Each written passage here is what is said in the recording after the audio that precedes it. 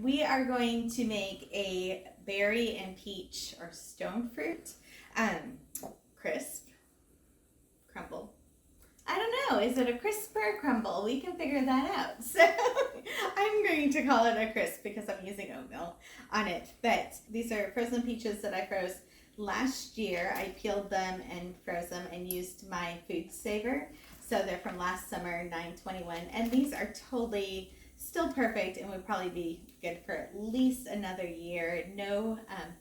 There's no freezer damage or anything on them. And then I also have blueberries that we picked last summer, and they're a little frosted right now just because it's hot in here. But there's no freezer burn on them. They're totally perfect. They will be great for another season in the freezer. So I'm actually not going to use these. I'm going to put these back in the freezer, and I'm going to use some fresh blueberries that we picked out of the yard today and some peaches that I canned last summer. So I just kind of wanted to show you different options that you could do with this. And you want to fill the container, whatever container you're using, about half full with the fruit. So I'm going to grab some peaches and a can opener. You could use fresh peaches also. It would probably take like 3 or 4 peaches. I'm actually going to drain about half the juice of this out. Pour the peaches in. Again, you can use fresh peaches.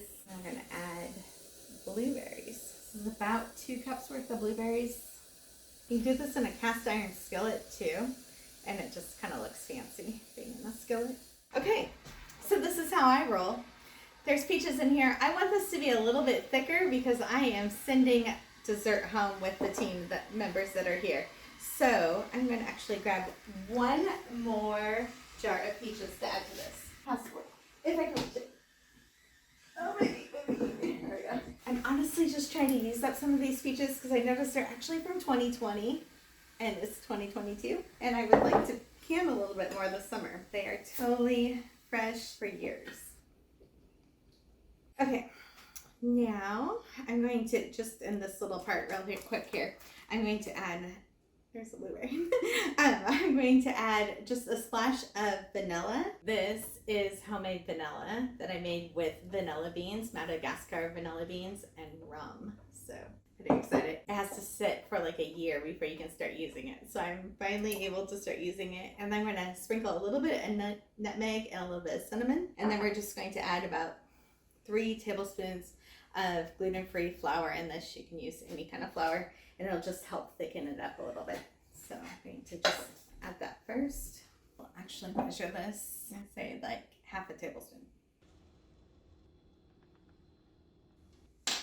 And since I never had the sprinkle thing on my containers for the nutmeg, I'm just going to use a 1/4 teaspoon and kind of sprinkle it on there. Cinnamon's the only one I actually keep the little shaker on. So I'm just going to shake on there, but it'll be about a 1/4 teaspoon if you're somebody that wants a measurement. And I'm just going to mix this flour up a little bit.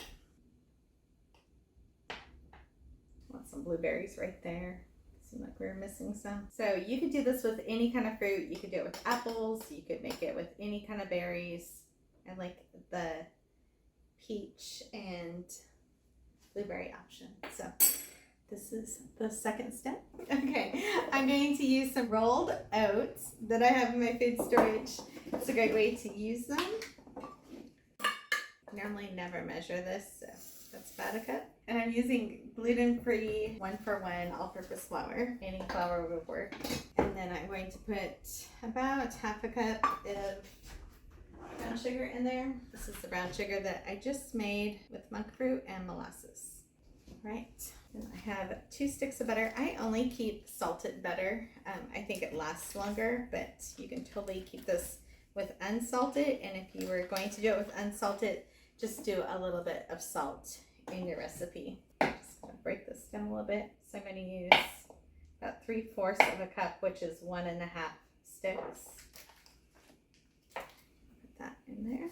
I'm going to wash my hands for the 500th time today. Okay, so I use salted butter, so I'm not adding salt. If I was using salt, I would just do a little pinch, and then I'm going to add a little bit more nutmeg and cinnamon to it. So again, it'll be about a 1/4 teaspoon. I guess I'll actually take this off and measure it.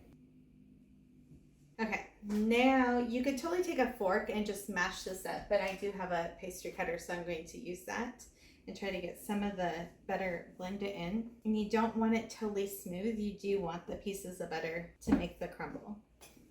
I just need a spatula. Okay, let me mix this up a little bit and see if it needs more. Now, honestly, I think the best way to do this is just get your hands in there. So I'm just grabbing it and like smushing it together.